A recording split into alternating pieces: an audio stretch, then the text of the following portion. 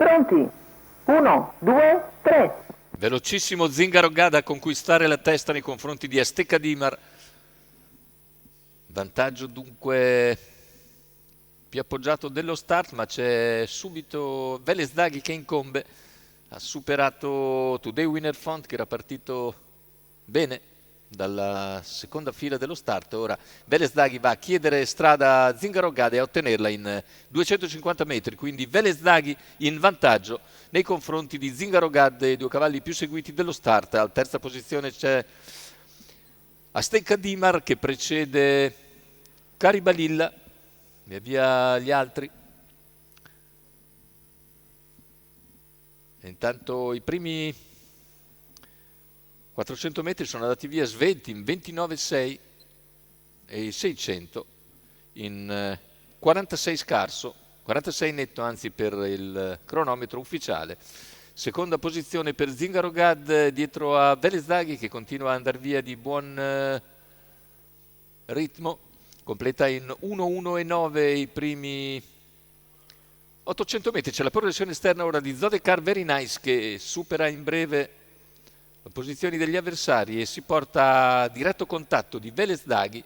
Al largo c'è anche Katmandicelle che viene via in terza ruota dopo il chilometro in 1:17,7. Velez Daghi in vantaggio, Zingaro Gad in seconda posizione, all'esterno Zodecar Very Nice seguito da Katmandicelle. Terza ruota invece per Zax Zumer.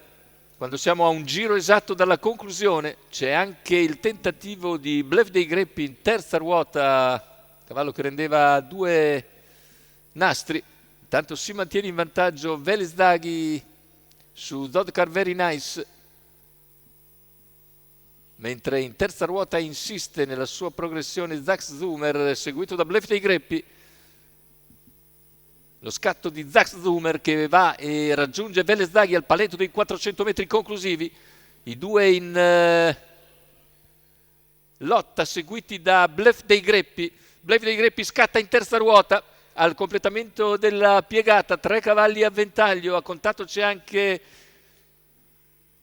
Zingaro Gad, completamento della curva, ingresso addirittura d'arrivo, ultimi 100 metri di gara, l'errore di Velez Daghi, passa Bluff dei Greppi nel finale, in grado di andare a vincere nei confronti ancora di Zax Zumer, mentre per il terzo sono in linea Azteca Dimar e Zingaro Gad.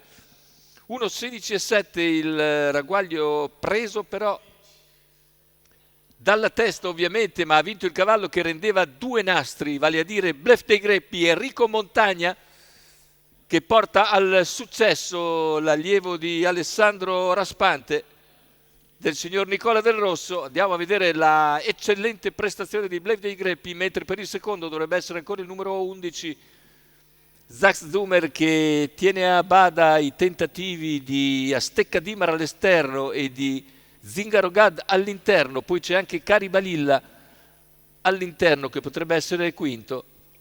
Arrivo comunque sicuramente da rivedere, se non per il primo che vede un Bluff dei Greppi davvero in grande spolvero dominare la corsa nonostante i 40 metri di penalità, e non è cosa semplice da vedere all'Arcoveggio in pista piccola. Andiamo a rivedere la retta d'arrivo, vedete l'errore di Velez Daghi che si arrende ai 100 finali, passa e vince Bluff dei Greppi. Secondo posto per Zax Zumer, terzo probabilmente per Azteca Dimar su Zingaro Gad, ma qui c'è foto sicuramente, e poi dovrebbe essere Caribalilla.